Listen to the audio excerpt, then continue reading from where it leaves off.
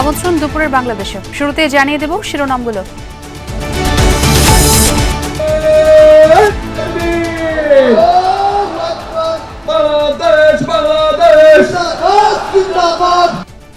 পঞ্চগড়ে নির্বাচনী সমাবেশে কর্মসংস্থান বৃদ্ধির প্রতিশ্রুতি জামায়াত আমিরের। ভোট ডাকাতি রুখে দেওয়ার আহ্বান। সন্ধ্যায় ভাষণ থেকে তারেক রহমানের জনসভা।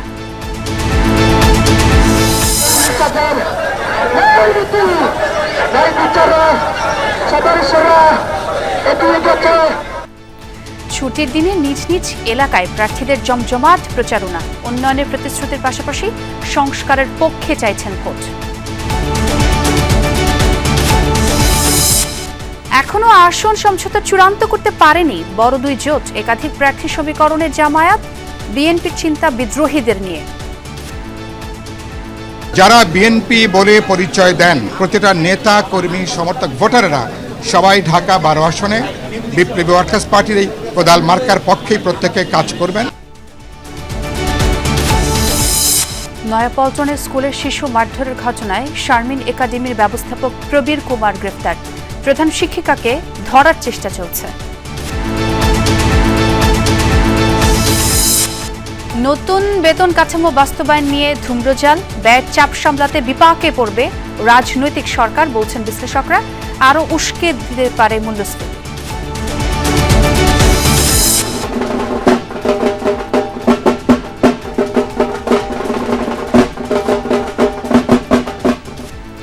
বিদ্যা ও সঙ্গীতের দেবী সরস্বতীর পূজায় নানান আনুষ্ঠানিকতা। অঞ্জলিতে ভক্তদের বন্দনা, দিনভর শিশুদের হাতে খড়ি।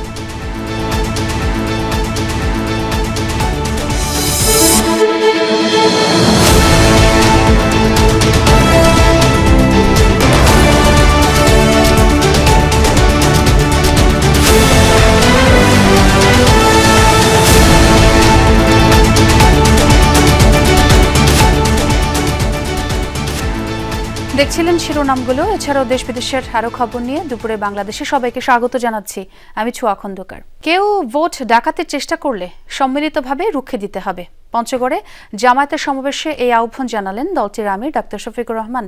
নির্বাচনী প্রচারণার দ্বিতীয় দিনে পঞ্চগড় চিনিকল মাঠের জনসভায় রাখা ভাষণে তিনি এসব কথা বলেন। বিজয় নিশ্চিত না হওয়া পর্যন্ত মাঠ ছাড়া যাবে না, এমনটাও জানান জামায়াত আমির। তার দাবি, জামায়াতের কাছে কোনো কার্ড নেই, দেশের মানুষই জামায়াতের কার্ড। বলেন, জনগণের ভালোবাসা নিয়েই দেশকে এগিয়ে নিতে চান। এ সময় তিনি আরো বলেন, দেশের মানুষের কর্মসংস্থানের ব্যবস্থা করে নারী ও পুরুষ সবার হাতকে শক্তিশালী করা হবে। আমৃত্যু দেশের মানুষের পাশে থাকার প্রতিশ্রুতি দেন জামায়াত আমির। আপনার ভোট কেউ যদি ডাকাতি করে নিতে আসে তাহলে কি করবেন? কি করবেন? রুখে দিতে হবে। যুবকরা, কাজ শেষ হয়নি, কেবল শুরু হয়েছে। এই দেশ থেকে বৈষম্য, অবিচার, দুর্নীতি, চাঁদাবাজি, দখলদারি, স্বৈরতন্ত্র বিদায় নিয়ে ন্যায় এবং ইনসাফ ভিত্তিক আধিপত্যবাদ মুক্ত, দুর্নীতি মুক্ত, দুঃশাসন মুক্ত মানবিক বাংলাদেশ সৃষ্টি না হওয়া পর্যন্ত আমাদের লড়াই অব্যাহত থাকবে। দর্শক, পঞ্চগড়ের জামায়াতের সমাবেশে আছেন আমার সহকর্মী শামীম রেজা। তার সঙ্গে যোগ দিতে চাই। শামীম, সমাবেশে কি কি প্রতিশ্রুতি দিলেন জামায়াত আমির এবং দীর্ঘদিন পর আসলে পঞ্চগড়ে নির্বাচনী উত্তাপ, জনতা সেখানে কতটুকু সন্তুষ্ট, কি দেখছেন সবশেষ অবস্থা জানাবেন?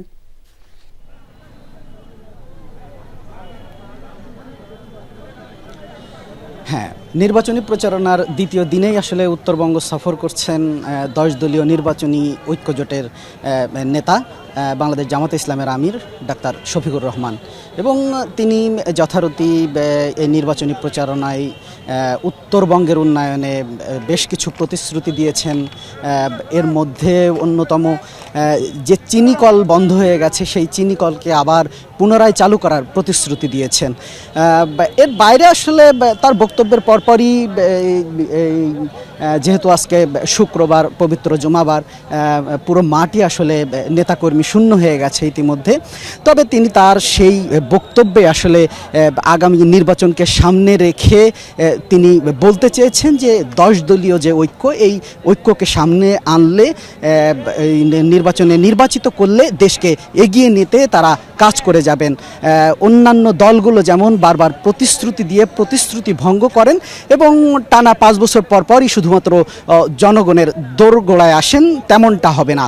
তারা সবসময় জনগণকে সাথে নিয়েই দেশের উন্নয়নে, দেশকে এগিয়ে নিতে কাজ করে যাবেন, এমনটাই প্রতিশ্রুতি দিচ্ছেন। একই সাথে তিনি বলছিলেন যে পঞ্চগড় থেকে আসলে সবচেয়ে মানুষের যেটা বেশি কষ্ট হয় সেটা হচ্ছে স্বাস্থ্যসেবা পেতে, বিশেষ করে শিশু এবং যারা বয়স্ক মানুষ, তাদের স্বাস্থ্যসেবা পেতে বেশি কষ্ট হয়ে যায়। কারণ তাদের স্বাস্থ্যসেবা পেতে এখান থেকে সেই সুদূর রংপুরে যেতে হয়, এর মধ্যে অনেকের অবস্থা অনেক খারাপ হয়ে যায়। এজন্য তিনি আসলে এখানে একটি মেডিকেল কলেজ প্রতিষ্ঠার প্রতিশ্রুতি দিয়েছেন এবং তিনি বলেছেন এটা শুধু প্রতিশ্রুতি নয়, যদি 10 দলীয় এই ঐক্যকে ক্ষমতায় আনে দেশের মানুষ, তাহলে এই প্রতিশ্রুতি তিনি বাস্তবায়ন করবেন। এমন প্রতিশ্রুতি আসলে তিনি এখানে দিয়েছেন।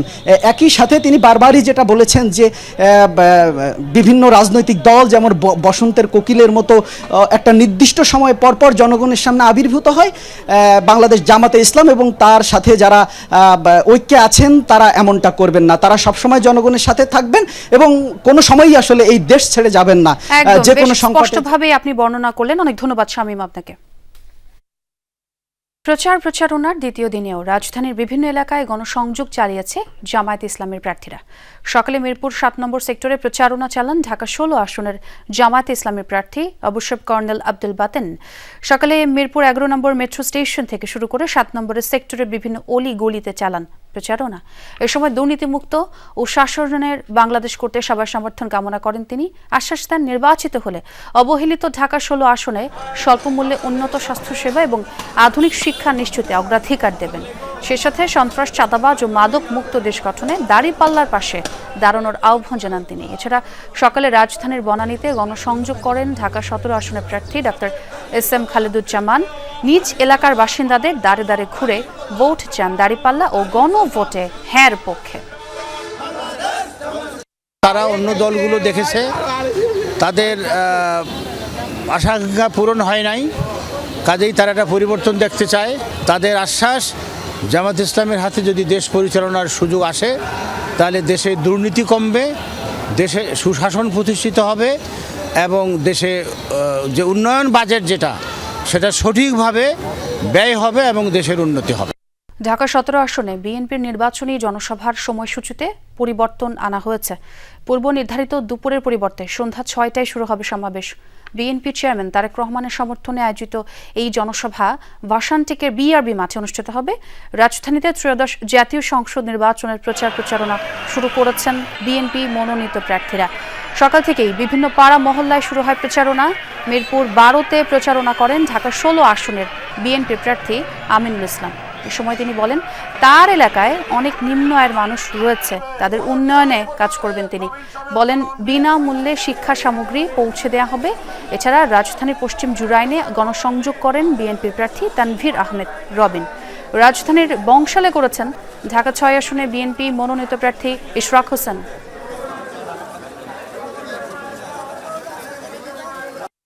আমরা এখনো প্রতিটি মুহূর্তে দু একটি রাজনৈতিক দলের যে উদ্দেশ্য, যে নির্বাচনকে কিভাবে বানচাল করা যায়, কিভাবে দেশি বিদেশি ষড়যন্ত্রের মাধ্যমে দেশি বিদেশি যারা প্রভুত্ব স্বীকার করেছে তারা এখনো ষড়যন্ত্র করে যাচ্ছে। জনগণ আমাদের সাথে রয়েছে, জনগণ যেই সিদ্ধান্ত নিবে আমরা সেই জনগণের সিদ্ধান্তের সাথেই থাকবো ইনশাল্লাহ। আবারও ভোট ডাকাতির বা ভোট চুরির বা ভোট জালিয়াতির পরিকল্পনা কেউ বা কারা করার চেষ্টা করে, তাহলে জনগণকে সাথে নিয়ে সেটা কিভাবে রুখে দিতে হয় সেটা 2024 সালের 5ই আগস্ট যেরকম প্রমাণিত হয়েছে, আবারও আমরা প্রয়োজন হলে জনগণকে সাথে নিয়ে এই অপচেষ্টা রুখে দেবো ইনশাল্লাহ। যেমনটি বলছিলাম, নির্বাচনী প্রচারণা চলছে বেশ জোরে সোরেই। রাজধানীর বংশালে যেতে চাই, আমার সহকর্মী হাসান মিজবা আছেন সেখানে। মিজবা, কেমন দেখছেন ছুটির দিনের গণসংযোগ? কি কি প্রতিশ্রুতি দিচ্ছেন প্রার্থীরা? সবশেষ মিলিয়ে কি তথ্য আছে আপনার কাছে জানতে চাই। ছুটির দিনে গণসংযোগে বলা যায় যে খানিকটা বাড়তি সুবিধা পাচ্ছেন প্রার্থীরা, কারণ রাস্তাঘাট একেবারে ফাঁকা। সেই জায়গা থেকে তারা বিভিন্ন পাড়া মহল্লায় একেবারে অলিগলিতে তারা গিয়ে প্রচারণা চালাচ্ছেন। আমি এই মুহূর্তে আছি বংশালের একটি মসজিদের সামনে। এটি খুবই ঘনবসতিপূর্ণ একটি জায়গা। সেই জায়গাটিতে ছুটির দিন ছাড়া আসা আসলে খুবই মুশকিল। ইশরাক হোসেন বেলা 12টা থেকে এই এলাকার সুরিটোলা এলাকার প্রত্যেকটি মহল্লার অলিগলিতে তিনি গেছেন, মানুষের সাথে কথা বলছেন। যারা কিছু দোকান খোলা আছে এখানে সেগুলা, এবং কিছু বাসাবাড়িতেও তিনি গিয়ে কথা বলেছেন। একইভাবে পুরো এলাকা, পাশাপাশি বংশাল অন্য এলাকা তিনি নামাজে পড়ে যাবেন। আমরা যে মসজিদটিতে আছি এটা সুরিটোলা জামি মসজিদ। এই মসজিদ দিয়ে তিনি তার প্রচার আজকে শুরু করেছেন। আশপাশে প্রচার চালিয়ে তারপরে এখানে এসে আবার নামাজ আদায় করছেন। নামাজের পরে তিনি হয়তো আবারও প্রচারে নেমে পড়বেন। তিনি সাধারণ মানুষকে যে বিষয়টি বলছেন সেটি হলো এই এলাকাটিতে অনেক বেশি যানজট সব সময় লেগে থাকে, পাশাপাশি পানি এবং গ্যাসের সমস্যা আছে, রাস্তাঘাটের সমস্যা আছে। সেই বিষয়গুলো তুলে ধরে তিনি মানুষের দ্বারে দ্বারে যাচ্ছেন, ভোট চাচ্ছেন। এবং তিনি বলেছেন এই নির্বাচনকে কোনোভাবে কেউ যদি বাধাগ্রস্ত করতে চায় কিংবা নির্বাচন কেন্দ্র, ভোট কেন্দ্র দখলের মতো কোনো ঘটনা ঘটাতে চায়, সেটি তার দলের যারা কর্মী আছেন, নেতা আছেন, তারা সেটিকে প্রতিহত করবেন। এবং তিনি আশা করছেন একটি সুষ্ঠু সুন্দর একটি ভোট অনুষ্ঠিত হবে এবং তিনি নির্বাচিত হবেন। ইশরাক হোসেন অনেক দিন থেকে কিন্তু এই এলাকায় নানানভাবে মানুষের কাছে তিনি যাচ্ছিলেন। আজও তারই অংশ হিসেবে তিনি ভোটে সাধারণ মানুষের কাছে গেছেন। একদম মিসবা, এবং যেহেতু দেখতে পাচ্ছি নামাজ শুরু হচ্ছে, নামাজ শেষে আবারও নির্বাচনী প্রচারণা শুরু হবে, সেই খবরও জানবো আপনার কাছ থেকে। অনেক ধন্যবাদ। বৈষম্য মুক্ত ইনসাফ ভিত্তিক বাংলাদেশ করতে সারা দেশে 10 দলীয় ঐক্যের পক্ষে ভোট চাইলেন নাহিদ ইসলাম। সকালে নির্বাচনের প্রচারণায় নেমে ঢাকা 11 আসনে গণমিছিলে অংশ নেন তিনি। এ সময় 10 দলের নির্বাচনী কার্যক্রম আনুষ্ঠানিকভাবে শুরুর ঘোষণা দেন নাহিদ ইসলাম। বলেন, 16 বছরের ফ্যাসিবাদী ব্যবস্থার পর এই নির্বাচন ইনসাফ প্রতিষ্ঠা নির্বাচন। এক হাসিনা গিয়ে নতুন হাসিনা, এক চাঁদাবাজ গিয়ে নতুন চাঁদাবাজ আসার জন্য মানুষ জীবন দেয়নি। এবারে নির্বাচন ক্ষমতার কাঠামো পরিবর্তন ও সংস্কারের নির্বাচন। চাঁদাবাজ ও ভূমিদস্যুদের পরাজিত করে প্রকৃত দেশপ্রেমিকদের সংসদে পাঠানোর আহ্বান জানান তিনি।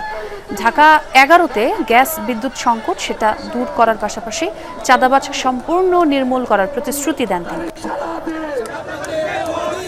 গণঅভ্যুত্থান পরে যে নির্বাচন, 16 বছর ফ্যাসিবাদী ব্যবস্থার পরে যে নতুন নির্বাচন, যেই নতুন বন্দোবস্ত প্রতিষ্ঠার জন্য, যেই গণতন্ত্র প্রতিষ্ঠার জন্য, ইনসাফ প্রতিষ্ঠার জন্য এই নির্বাচনকে সফল করতে হলে, এই নির্বাচনের মাধ্যমে বাংলাদেশকে এগিয়ে নিয়ে যেতে হলে 10 দলীয় নির্বাচনী ঐক্যকে বিজয়ী করা ছাড়া কোনো বিকল্প নেই।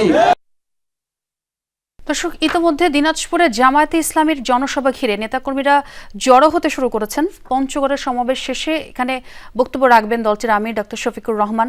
সেখানে আমার সহকর্মী শিবলি নোমান রয়েছেন। শিবলি, শুনতে পাচ্ছেন নিশ্চয়ই আমাকে? মানুষের ভিড় কেমন দেখছেন প্রথমত, এবং সার্বিক নিরাপত্তা পরিস্থিতিটা একটু জানতে চাই, কতটা জোরালো দেখছেন?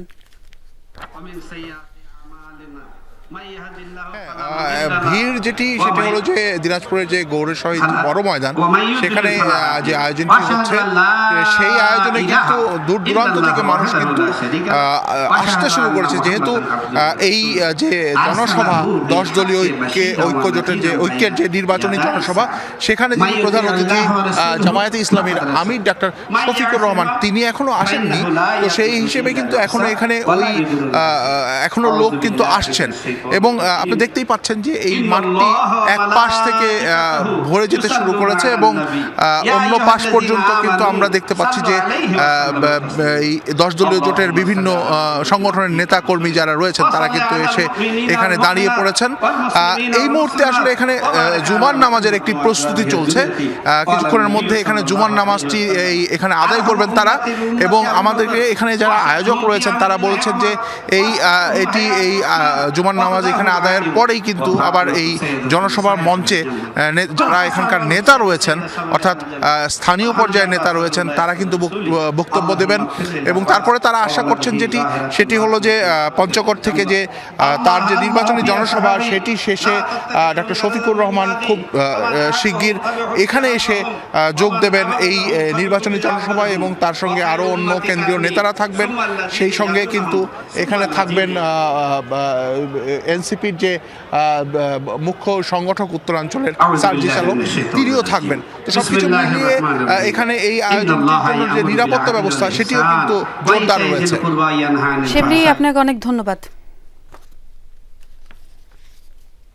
দর্শক, একটু জানিয়ে রাখি আপনাদের, দিনাজপুর ঠাকুরগাঁওয়ের সভা শেষে রংপুরেও কিন্তু বক্তব্য দেবেন ডক্টর শফিকুর রহমান।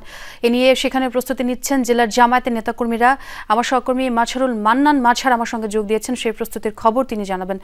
মাঝার, একটু যোগ করবেন আমার সঙ্গে, প্রস্তুতি কেমন দেখছেন?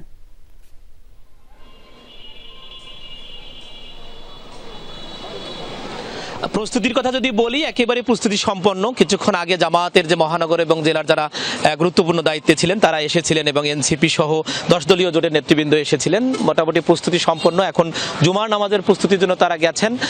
এখানে যে রংপুর মহানগরীর যে পাবলিক লাইব্রেরি মাঠ, এখানে যারা আয়োজক যার সাথে যারা যুক্ত আছেন তারা যেটি বলছেন যে এই পাবলিক লাইব্রেরি মাঠ ছাপিয়ে পুরো নগরী জুড়ে কিন্তু মাইক টানানো হয়েছে এবং বিপুল পরিমাণে ব্যানারও টানানো হয়েছে এবং জুমার নামাজের পরপরই লোকজন আসতে শুরু করবেন এবং বিভিন্ন জেলা থেকে। এখানে বলা হচ্ছে যে এই পাবলিক লাইব্রেরি মাঠ ছাড়াও নগরীর যে আশেপাশের যে রাস্তাগুলো আছে সেই রাস্তাগুলোতেও এবং ফাঁকা মাঠ যে জায়গাগুলো আছে সেগুলোতেও নেতাকর্মীরা অবস্থান নেবেন এবং এখানে জামায়াত আমির ছাড়াও যে এনসিপির সদস্য সচিব আক্তার হোসেন সহ যে 10 দলীয় জোটের শীর্ষ নেতৃবৃন্দ বক্তব্য রাখবেন। তার আগে যারা এমপি প্রার্থী আছেন এই অঞ্চলের তারা এখানে বক্তব্য রাখবেন 10 দলীয় জোটের। এবং এখান থেকে যে বিষয়টি নেতাদের সাথে আমরা কথা বলেছিলাম, তারা যেটা বলবার চেষ্টা করছেন যে এই মঞ্চ থেকে তারা জামায়াত আমিরের কাছ থেকে 3টি বিষয় প্রত্যাশা করছেন। সেটি হচ্ছে যে তিস্তা মহাপরিকল্পনা বাস্তবায়নের ব্যাপারে তারা সরকারে গেলে অথবা এবং বিরোধী দলে গেলে তারা কি পদক্ষেপ তারা নেবেন সেটি তারা এখানে তার মুখ থেকে জানতে চাচ্ছেন এবং যে এই রংপুর অঞ্চল যে বাজেট বৈষম্যের শিকার,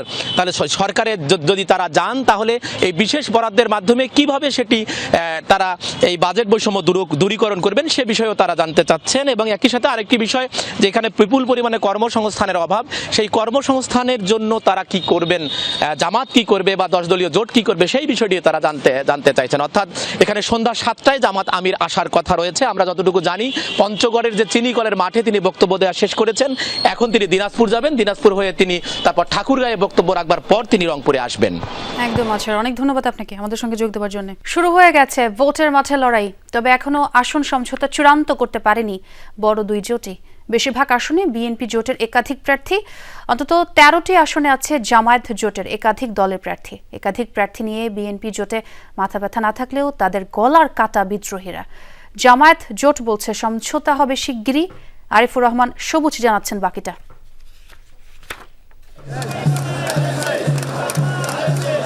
পাবনার 2টি আসন বাদ দিয়ে ত্রয়োদশ জাতীয় সংসদ নির্বাচনের 298টি আসনে প্রতীক বরাদ্দ দেয়া হয় বুধবার। কমিশনের তথ্যমতে সব আসনে ভোটের জন্য লড়বেন 1981 জন প্রার্থী, যার মধ্যে 91টি রাজনৈতিক দলের 1732 জন, বাকি 249 জন স্বতন্ত্র প্রার্থী।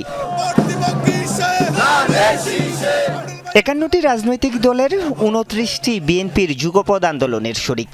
আসন সমঝোতা করে নির্বাচনের ঘোষণা দিয়েছিল এই জোট। সেই হিসাবে শরিকদের 17টি আসন ছেড়ে দেয় বিএনপি, যার মধ্যে বিএনপিতে যোগ দিয়ে ধানের শীষ প্রতীক নিয়ে মাঠে নেমেছেন 5 জন। তবে 298টি আসনে এই জোটের প্রার্থী প্রায় 450। বেশিরভাগ আসনে ভোটের মাঠে আছেন জোটের একাধিক প্রার্থী। জোটের অন্য দলগুলোর প্রার্থী নিয়ে মাথা ব্যথা না থাকলেও বিদ্রোহী অর্থাৎ স্বতন্ত্র প্রার্থীদের নিয়ে বিপাকে বিএনপি। 30টির বেশি আসনে আছেন এমন প্রার্থী। শরিকদের ছেড়ে দেয়া 4টি আসনেও আছে বিএনপির স্বতন্ত্ররা। এ নিয়ে ক্ষুব্ধ জোট শরিকরা। বিএনপির জনাব তারেক রহমানের সাথে 4 তারিখে আমার আলোচনা হয়েছে। তিনি যেটা আমাদেরকে আশ্বস্ত করেছেন, যারা বিএনপি বলে পরিচয় দেন প্রতিটা নেতা কর্মী সমর্থক ভোটাররা সবাই ঢাকা 12 আসনে বিপ্লবী ওয়ার্কার্স পার্টির এই কোদাল মার্কার পক্ষেই প্রত্যেকে কাজ করবেন। ভোটের মাঠে নামার আগে 10 দলীয় জোটের জন্য বড় ধাক্কা ছিল ইসলামী আন্দোলনের বেরিয়ে যাওয়া, যার মূল কারণ আসন সমঝোতা না হওয়া। ইসলামী আন্দোলন বেরিয়ে গেলেও অন্তত 13টি আসনে সুরাহা করতে পারেনি জামায়াত জোট। 6 আসন উন্মুক্ত রাখার কথা বলা হলেও 298টি আসনে জোটের প্রার্থী 313 জন। এনসিপিকে ছেড়ে দেয়া 7টি আসনে আছে জোটের অন্য দলের প্রার্থীরাও। 10 দলীয় ঐক্যজোট আপনার সাধারণ মানুষের কথা বলবে, গণ অভ্যুত্থানের কথা বলে, সংস্কারের কথা বলবে। জামায়াত নেতৃত্বাধীন জোট থেকে বেরিয়ে এককভাবে নির্বাচনে ইসলামী আন্দোলন 253টি আসনে প্রার্থী দিয়েছে দলটি। এককভাবে 192টি আসনে নির্বাচন করছে জাতীয় পার্টির লাঙ্গল মার্কা। আরিফুর রহমান সবুজ, যমুনা নিউজ, ঢাকা। 12 ফেব্রুয়ারি নির্বাচন বাংলাদেশের ভবিষ্যৎ ভোটের জন্য দৃষ্টান্ত স্থাপন করবে। উৎসবমুখর পরিবেশে ভোট সম্পন্ন করতে সবার সহযোগিতা চেয়েছেন প্রধান উপদেষ্টা ডক্টর মোহাম্মদ ইউনূস। বৃহস্পতিবার রাষ্ট্রীয় অতিথি ভবন যমুনায় প্রধান উপদেষ্টার সাথে সৌজন্য সাক্ষাৎ করেন নবনিযুক্ত মার্কিন রাষ্ট্রদূত ব্রেন্ট ক্রিস্টেনসেন। বৈঠকে নির্বাচন ছাড়াও শ্রম আইন, পরিকল্পিত শুল্ক চুক্তি এবং রোহিঙ্গা সংকট নিয়ে আলোচনা হয়। ডক্টর ইউনূস জানান, নির্বাচন পর্যবেক্ষণে ইইউ সহ অন্যান্য অংশীদারদের উপস্থিতি আশা করছে ঢাকা। রাষ্ট্রদূত গত 18 মাসে সংস্কার কাজে অন্তর্বর্তী সরকারের প্রচেষ্টার প্রশংসা করেন। একই সাথে নির্বাচনের পর গণতান্ত্রিক সরকারের সাথে কাজ করারও আগ্রহ জানান। এছাড়া সার্ক পুনরুজ্জীবিত করা এবং আসিয়ান সদস্যপদ পাওয়ার বিষয়েও আলাপ করেন প্রধান উপদেষ্টা। রাজধানীর নয়াপল্টনের স্কুলে প্লে গ্রুপের শিক্ষার্থীকে মারধরের ঘটনায় গ্রেফতার শারমিন একাডেমির ব্যবস্থাপক পবিত্র কুমার বড়ুয়া। পরিবারের দায়েরকৃত মামলায় তিনি এজাহার নামেও 1 নম্বর আসামি। অপর অভিযুক্ত স্কুলের প্রধান শিক্ষিকা শারমিন জাহানকে ধরতেও পুলিশের অভিযান চলছে। বিশেষজ্ঞরা বলছেন, এমন ঘটনা শৈশব আর শিক্ষা জীবনে ভয়াবহ প্রভাব ফেলবে। স্কুলের ছোট্ট অফিস কক্ষ, ভেতরে আটকা কোমলমতি এক শিশু, যাকে নির্মমভাবে মারছে প্রাপ্তবয়স্ক এক পুরুষ। ভয়, আতঙ্ক আর অসহায়ত্ব শিশুটির চোখে স্পষ্ট। পাশে শিশুটির হাত ধরে বসা একজন নারী, যিনি থামান না বরং পাশবিকতার সহযোগী। ফুটেজের আরেক অংশে তাকেই দেখা যায় শিশুটিকে শাসাতে মারতে। এই ভিডিও প্রকাশ্যে আসতেই দেশ জুড়ে ছড়িয়ে পড়ে তীব্র ক্ষোভ আর ঘৃণা। গা শিউরে ওঠা শিশু নির্যাতনের ঘটনা রাজধানীর নয়াপল্টনের শারমিন একাডেমির। স্কুলটির গেটে বা নামফলকে কোথাও নেই বাধ্যতামূলক EIIN নাম্বার। আবাসিক ভবনের নিচেই শ্রেণীকক্ষ, যেখানে প্লে গ্রুপ থেকে 5ম শ্রেণী পর্যন্ত করা হয় পাঠদান। একজন তো ম্যাডাম শারমিন, আর একজনের নাম তো স্যারের নাম তো আমি জানি। আপনাদেরকে আজকে গেট বন্ধ রাখতে বলছেন? না, উনি বলে নাই, আমি তো স্কুলের সাথে আমার সম্পর্ক তো নাই।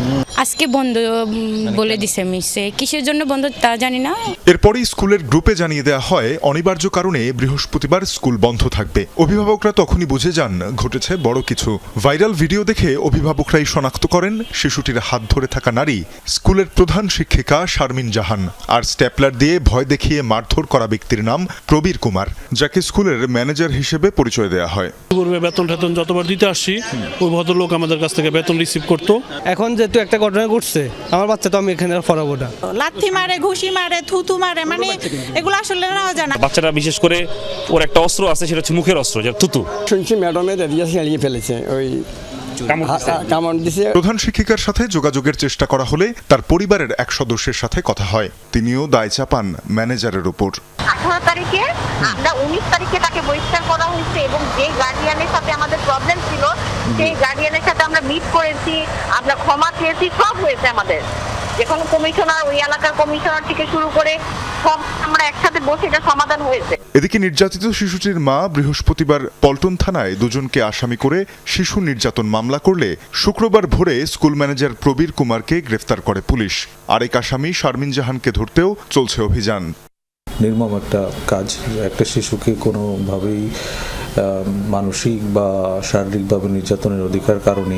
সমাজ ও অপরাধ বিশেষজ্ঞরা বলছেন, এ ধরনের সহিংসতার প্রভাব দীর্ঘস্থায়ী হয়। ভয় আর ট্রমা শিশুর মনোজগতে গেঁথে গিয়ে থমকে দিতে পারে তার শিক্ষা জীবন। শিক্ষক, শিক্ষা প্রতিষ্ঠান, পড়াশোনা, এগুলো নিয়ে তার মধ্যে একটা ফোবিয়া তৈরি হবে। এগুলো দেখলেই সে ভয় পাবে, কারণ সে এখান থেকে কিন্তু এক ধরনের মানসিক ট্রমার শিকার হয়েছে। একটি হচ্ছে যে রাষ্ট্রের পর্যায় থেকে যথাযথ ব্যবস্থা গ্রহণ করা, করে এটার এই একটা দৃষ্টান্ত স্থাপন করা। তানজিম শাফিন, যমুনা নিউজ, ঢাকা। সাপ্তাহিক ছুটির দিন হওয়ায় সকাল থেকেই ঢাকা আন্তর্জাতিক বাণিজ্য মেলায় ক্রেতা দর্শনার্থীদের সমাগম। ভালো ব্যবসার আশা করছেন বিক্রেতারা।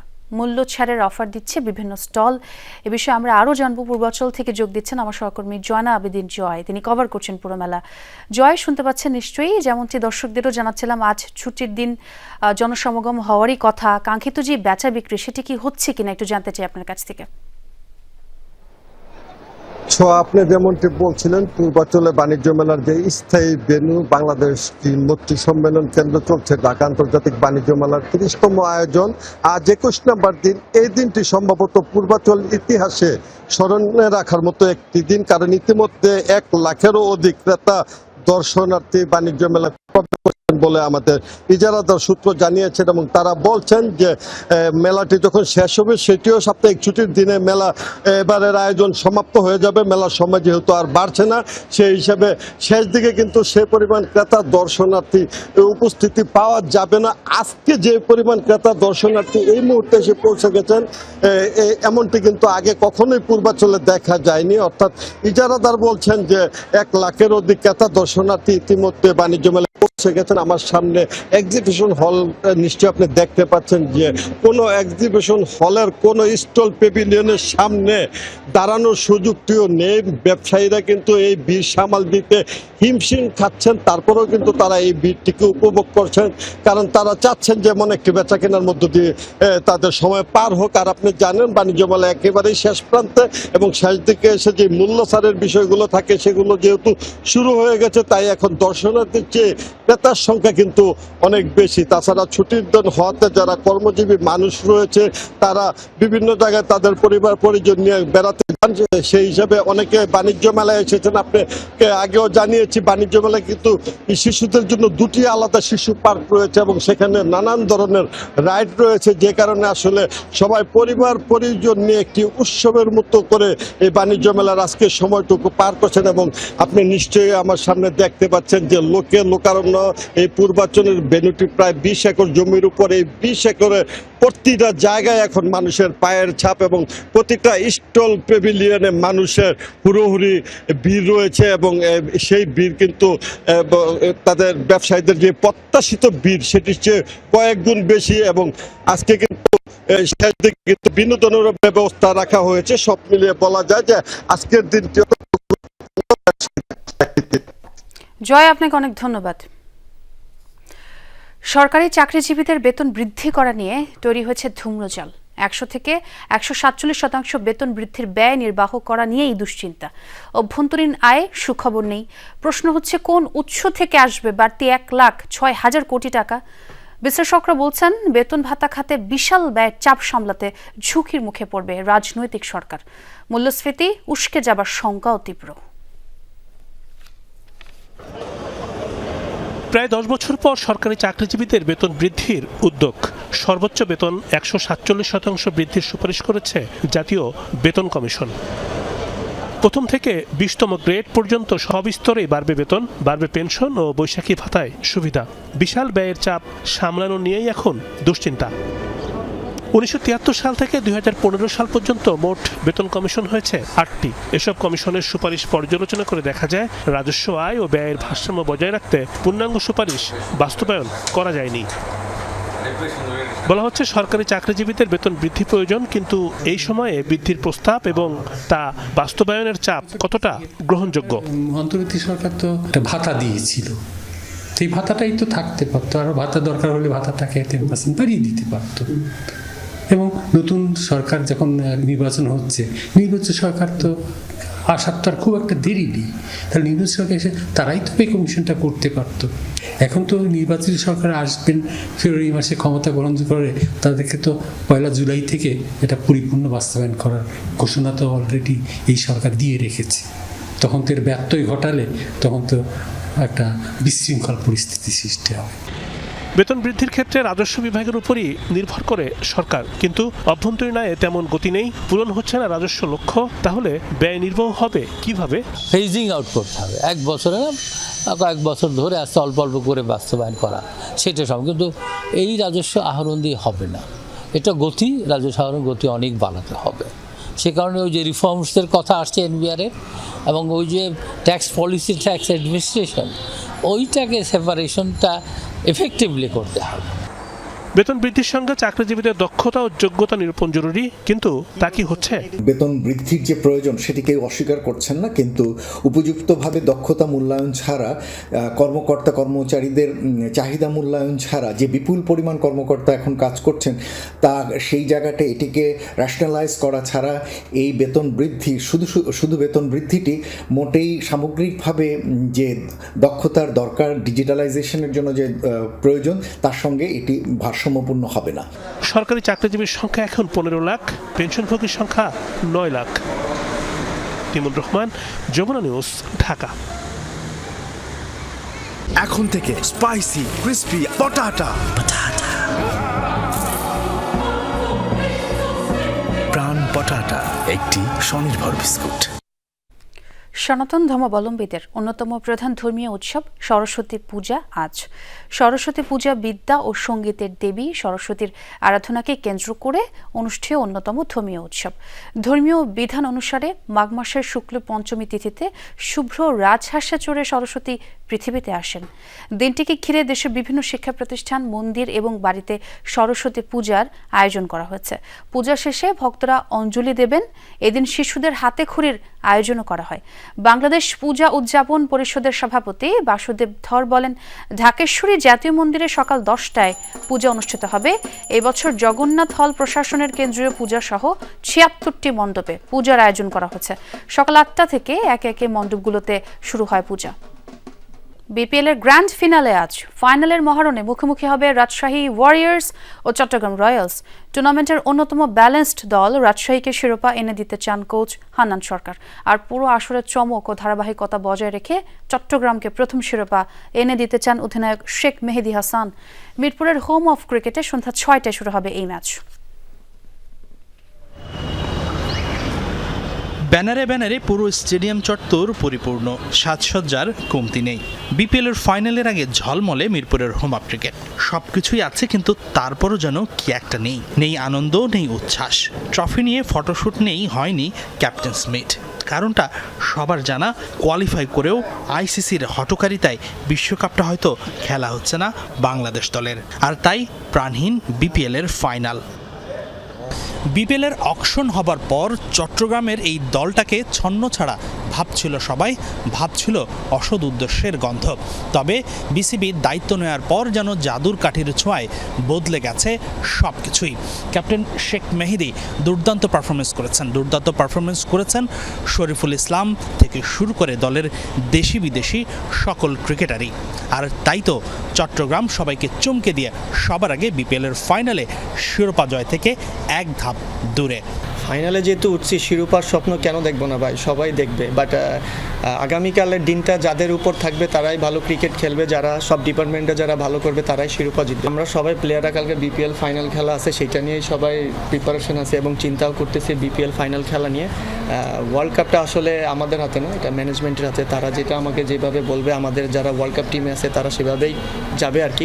কাগজ কলমের শক্তিতে চট্টগ্রামের চেয়ে কিছুটা এগিয়ে থাকবে রাজশাহী, কিন্তু মাঠের পারফরমেন্সে চট্টগ্রাম সমানে সমান। রাজশাহীর সাথে এবারের আসরের 3 মোকাবেলায় 2টি জয় পেয়েছে চট্টগ্রাম, যার মধ্যে সবশেষটি আবার কোয়ালিফায়ার 1-এ। শরীফুল ইসলাম আর আমির জামাল নেতৃত্ব দেবে চট্টগ্রামের পেস ডিপার্টমেন্টে। আর ব্যাটিংয়ে ত্রাতা হতে পারেন নাইম শেখ ও হাসান নামাজ। সেই সাথে স্পিনে তানভীর ইসলাম ও ক্যাপ্টেন শেখ মেহেদী তো আছেনই। অন্যদিকে টুর্নামেন্টের অন্যতম সেরা দল রাজশাহী, বিশেষ করে দলটির লোকাল ক্রিকেটারের কালেকশন অসাধারণ। অধিনায়ক নাজমুল শান্ত দলের টপ স্কোরার, সেই সাথে তানজিদ তামিম, মুশফিকুর রহিম, রিপন মণ্ডল, আব্দুল গফফার সাকলাইনের মতো পারফর্মাররা আছে দলে। বিদেশি রিক্রুটও top class. Sahibzada Farhan, Jimmy Neesham, Kane Williamson, Binura ফার্নান্দোরা একাই গড়ে দিতে পারেন ব্যবধান। তাই তো শিরোপায় চোখ রাজশাহীর। নিশ্চিতভাবে একটা সুন্দর ট্রফি বা ভালো কিছু পাওয়ার জন্য অনেক সময় অপেক্ষা করতে হয়। সেই অপেক্ষাটা মনে কালকে শেষ হবে। সেটা ট্রফি শুধু প্লেয়ারদের হাতে না, তার প্লেয়ারদের হাতে যাওয়ার আগে বা টিমের হাতে যাওয়ার আগেও মনে একটা চমক থাকতে পারে। সেটা কালকে আপনারা দেখতে পাবেন। হাসিনুর রহমান, যমুনা স্পোর্টস, ঢাকা। দর্শক, দুপুরের বাংলাদেশের প্রথম ঘন্টা থেকে বিদায় নিচ্ছি আমি ছোঁয়া খন্দকার। পরের ঘন্টার খবর নিয়ে ফিরবেন আমার সহকর্মী তানজিম শাফিন। সঙ্গেই থাকুন।